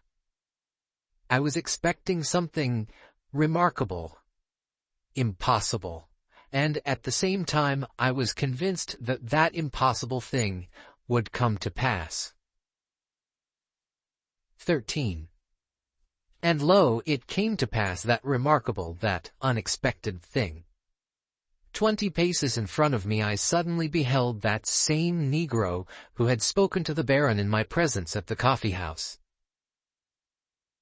Enveloped in the same cloak which I had then noticed on him, he seemed to have popped up out of the earth, and with his back turned toward me, was walking with brisk strides along the narrow sidewalk of the crooked alley. I immediately dashed in pursuit of him, but he redoubled his gait, although he did not glance behind him, and suddenly made an abrupt turn around the corner of a projecting house. I rushed to that corner and turned it as quickly as the Negro had done. Marvelous to relate, before me stretched a long, narrow, and perfectly empty street. The morning mist filled it with its dim leaden light, but my gaze penetrated to its very extremity. I could count all its buildings, and not a single living being was anywhere astir. The tall Negro in the cloak had vanished as suddenly as he had appeared. I was amazed, but only for a moment. Another feeling immediately took possession of me. That street which stretched out before my eyes, all dumb and dead as it were, I recognized it. It was the street of my dream. I trembled and shivered, the morning was so chilly, and instantly, without the slightest wavering, With a certain terror of confidence, I went onward. I began to seek with my eyes. Yes, there it is, yonder on the right, with a corner projecting on the sidewalk. Yonder is the house of my dream. Yonder is the ancient gate with the stone scrolls on each side. The house is not circular, it is true, but square. But that is a matter of no importance. I knock at the gate. I knock once, twice, thrice, ever more and more loudly. The gate opens slowly with a heavy screech, as though yawning. In front of me stands a young serving maid with a disheveled head and sleepy eyes. She has evidently just waked up. "Does the Baron live here?" I inquire as I run a swift glance over the deep, narrow courtyard. It is there. It is all there. There are the planks which I had seen in my dream. "No," the maid answers me, "the Baron does not live here." "What dost thou mean by that? It is impossible. He is not here now. He went away yesterday." "Whither?" "To America." "To America?" I involuntarily repeated. "But is he coming back?" The maid looked suspiciously at me. "I don't know. Perhaps he will not come back at all." "But has he been living here long?" "No, not long. About a week. Now he is not here at all." "But what was the family name of that Baron?" The maidservant stared at me. "Don't you know his name?" "We simply call him the Baron." "Hey there, Pieter!" she cried. Perceiving that I was pushing my way in, "Come hither. Some stranger or other is asking all sorts of questions." From the house there presented itself the shambling figure of a robust laborer. "What's the matter? What's wanted?" he inquired in a hoarse voice, and having listened to me with a surly mien, he repeated what the maidservant had said. "But who does live here?" I said. "Our master." "And who is he?" "A carpenter. They are all carpenters on this street." "Can he be seen?" "Impossible now. He's asleep." "And cannot I go into the house?" "No, go on your way." "Well, and can I see your master a little later?" "Why not? Certainly. He can always be seen. That's his business as a dealer. Only go your way now. See how early it is." "Well, and how about that Negro?" I suddenly asked. The laborer stared in amazement, first at me, then at the maidservant. "What Negro?" he said at last. "Go away, sir. You can come back later. Talk with the master." I went out into the street. The gate was instantly banged behind me heavily and sharply, without squeaking this time. I took good note of the street and house and went away, but not home. I felt something in the nature of disenchantment. Everything which had happened to me was so strange, so remarkable, and yet how stupidly it had been ended. I had been convinced that I should behold in that house the room which was familiar to me, and in the middle of it my father, the Baron, in a dressing-gown and with a pipe. And instead of that, the master of the house was a carpenter, and one might visit him as much as one pleased and order furniture of him if one wished. But my father had gone to America, and what was left for me to do now? Tell my mother everything, or conceal forever the very memory of that meeting? I was absolutely unable to reconcile myself to the thought that such a senseless, such a commonplace ending should be tacked on to such a supernatural, mysterious beginning. I did not wish to return home, and walked straight ahead, following my nose, out of the town.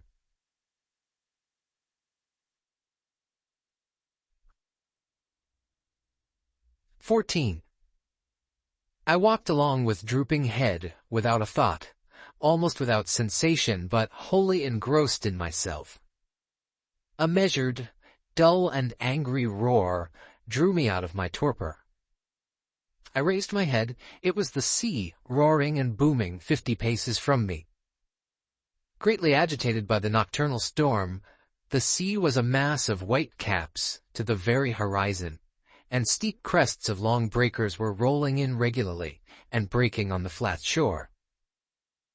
I approached it, and walked along the very line left by the ebb and flow on the yellow-ribbed sand, strewn with fragments of trailing sea-wrack, bits of shells, serpent-like ribbons of eel-grass.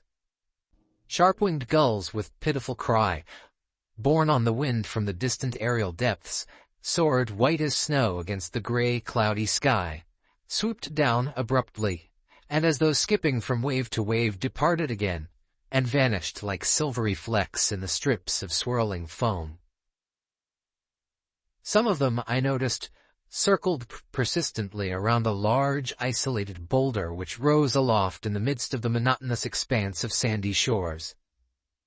Coarse seaweed grew in uneven tufts on one side of the rock, and at the point where its tangled stems emerged from the yellow salt marsh, there was something black and long, and arched and not very large. I began to look more intently. Some dark object was lying there, lying motionless beside the stone.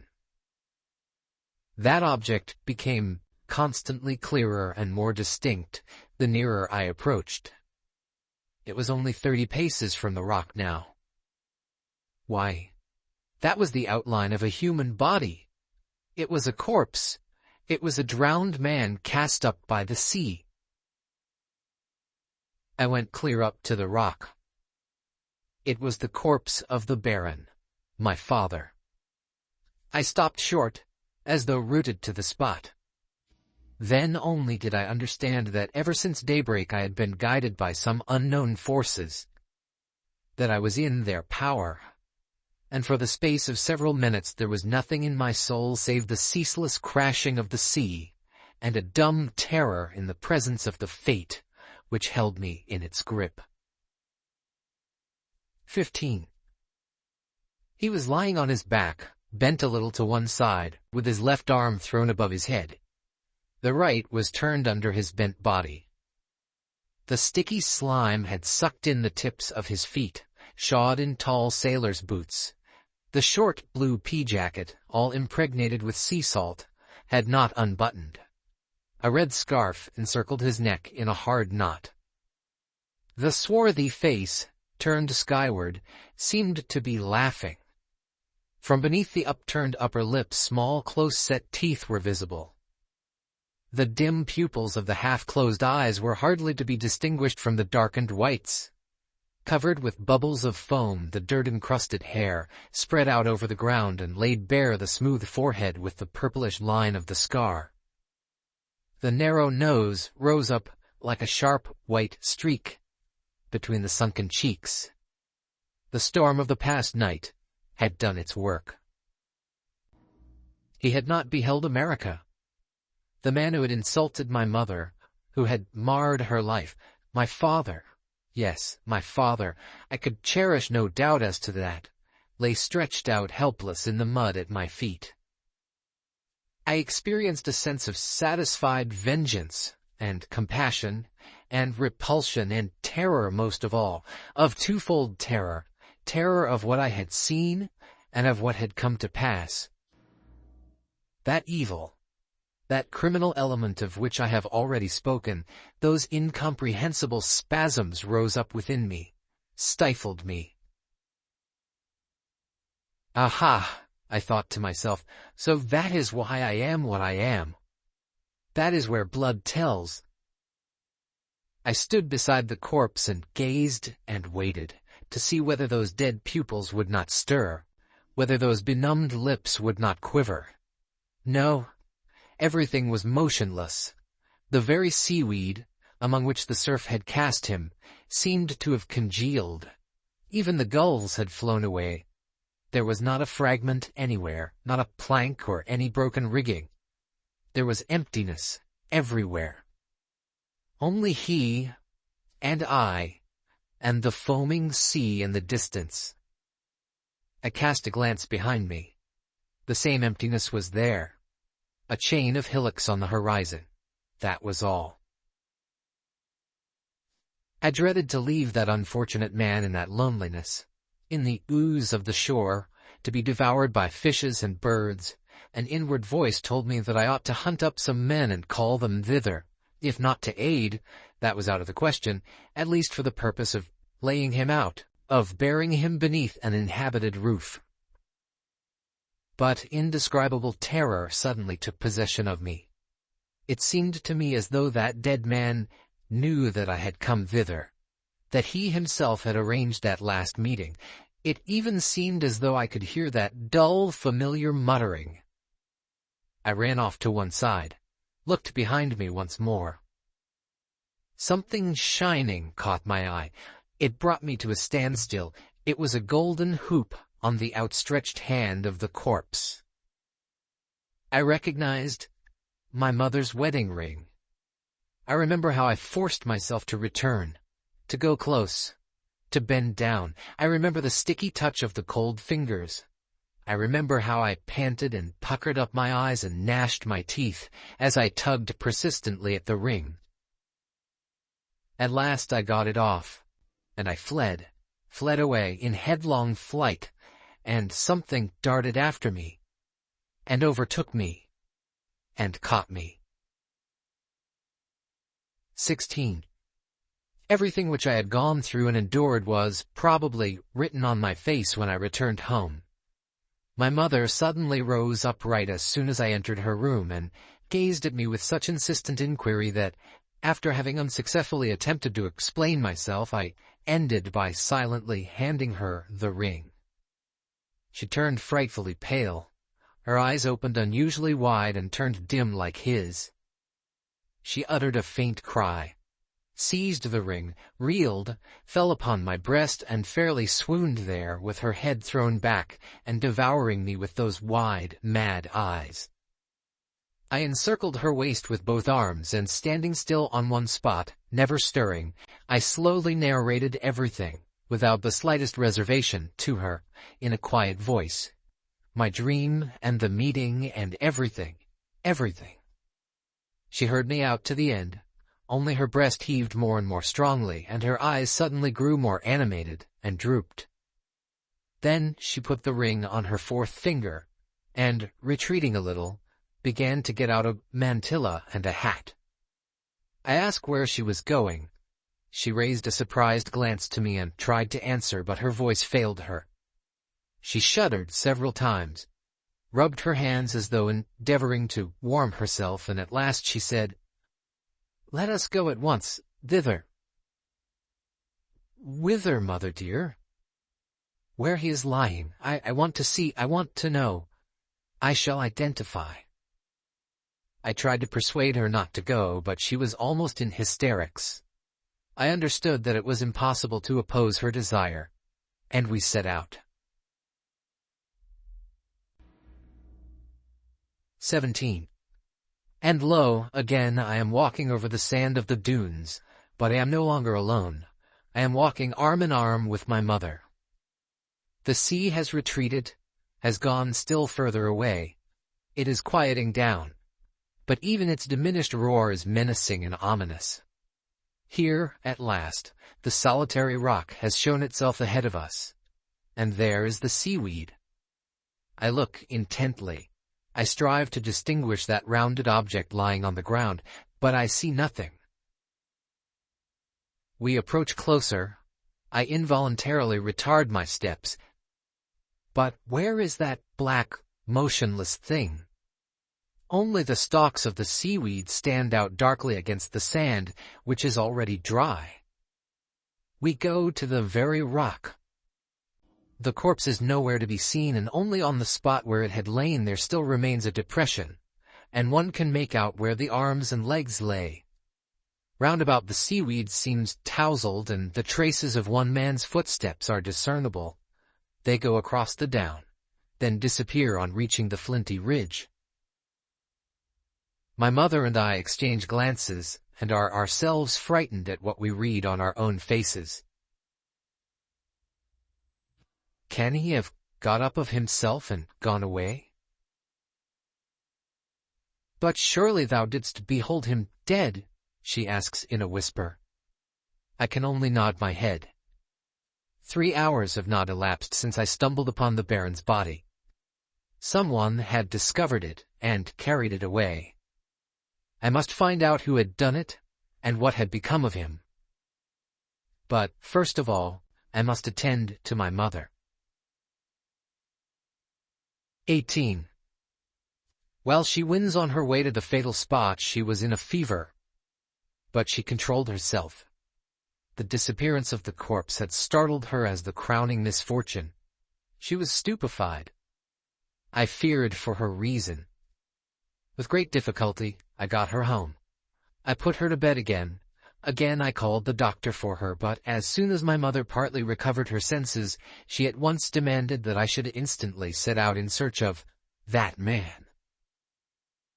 I obeyed, but, despite all possible measures, I discovered nothing. I went several times to the police office. I visited all the villages in the neighborhood. I inserted several advertisements in the newspapers. I made inquiries in every direction, all in vain. It is true that I did hear that a drowned man had been found at one of the hamlets on the seashore. I immediately hastened thither, but he was already buried, and from all the tokens he did not resemble the Baron. I found out on what ship he had sailed for America. At first, every one was positive that that ship had perished during the tempest, but several months afterward rumors began to circulate to the effect that it had been seen at anchor in the harbor of New York. Not knowing what to do, I set about hunting up the Negro whom I had seen. I offered him, through the newspapers, a very considerable sum of money if he would present himself at our house. A tall Negro in a cloak actually did come to the house in my absence, but after questioning the servant maid, he suddenly went away and returned no more. And thus the trace of my father grew cold. Thus did it vanish irrevocably in the mute gloom.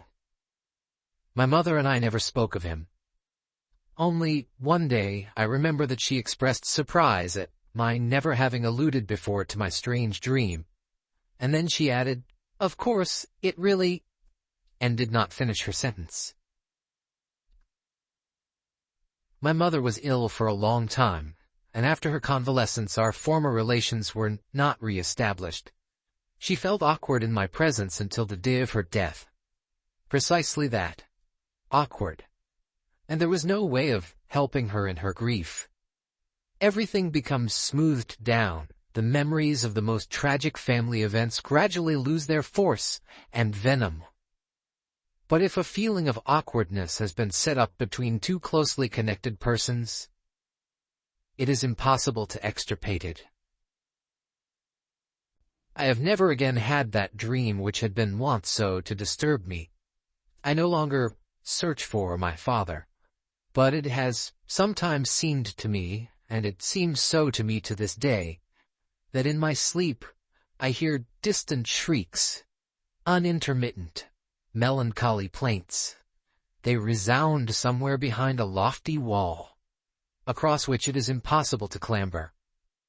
They rend my heart, and I am utterly unable to comprehend what it is, whether it is a living man groaning, or whether I hear the wild, prolonged roar of the troubled sea. And now it passes once more into that beast-like growl, and I awake with sadness and terror in my soul.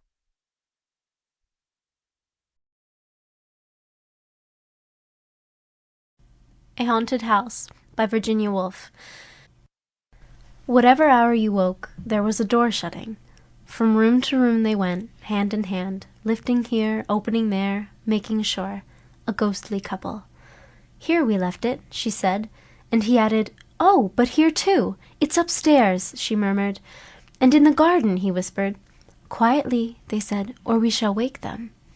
"But it wasn't that you woke us. Oh, no. They're looking for it. They're drawing the curtain, one might say, and so read on a page or two. Now they've found it, one would be certain, stopping the pencil at the margin.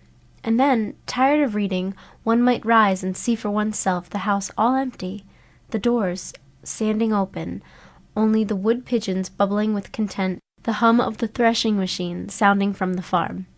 What did I come in here for? What did I want to find? My hands were empty. Perhaps it's upstairs, then? The apples were in the loft, and so down again, the garden still as ever, only the book had slipped into the grass. But they had found it in the drawing-room. Not that one could ever see them. The window panes reflected apples, reflected roses.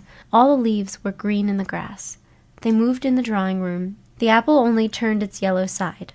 Yet, the moment after, if the door was opened, spread about the floor, hung up on the walls, pendant from the ceiling, what? My hands were empty. The shadow of a thrush crossed the carpet. From the deepest wells of silence, the wood pigeon drew its bubble of sound. Safe, safe, safe. The pulse of the house beat softly. The treasure buried. The room. The pulse stopped short. Oh, was that the buried treasure? A moment later, the light had faded. Out in the garden, then? But the trees spun darkness for a wandering beam of sun. So fine, so rare, coolly sunk beneath the surface, the beam I sought always burnt behind the glass. Death was in the glass. Death was between us, coming to the woman first, hundreds of years ago, leaving the house, sealing all the windows.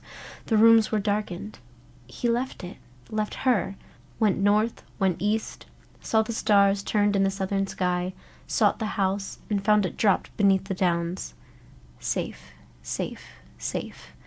The pulse of the house beat gladly. The treasure yours. The wind roars up the avenue. Trees stoop and bend this way and that. Moonbeams splash and spill wildly in the rain. But the beam of the lamp falls straight from the window. The candle burns stiff and still. Wandering through the house, opening the windows, whispering not to wake us, the ghostly couple seek their joy. Here we slept, she said, and he adds, kisses without number. Waking in the morning, silver between the trees, upstairs, in the garden, when summer came, in winter snow-time. The doors go shutting far in the distance, gently knocking like the pulse of a heart. Nearer they come, cease at the doorway. The wind falls, the rain slides silver down the glass. Our eyes darken. We hear no steps beside us. We see no lady spread her ghostly cloak. His hand shields the lantern. Look, he breathes, sound asleep, love upon their lips. Stooping, holding their silver lamp above us, long they look and deeply, long they pause. The wind drives straightly, the flames stoop slightly. Wild beams of moonlight cross both floor and wall, and meeting, stain the faces bent, the faces pondering, the faces that search the sleepers and seek their hidden joy. Safe, safe, safe. The heart of the house beats proudly. Long years, he sighs. Again you found me. Here, she murmurs, sleeping in the garden, reading, laughing, rolling apples in the loft. Here we left our treasure. Stooping, their light lifts the lids upon my eyes. Safe, safe, safe. The pulse of the house beats wildly. Waking, I cry, oh, is this your buried treasure? The light in the heart.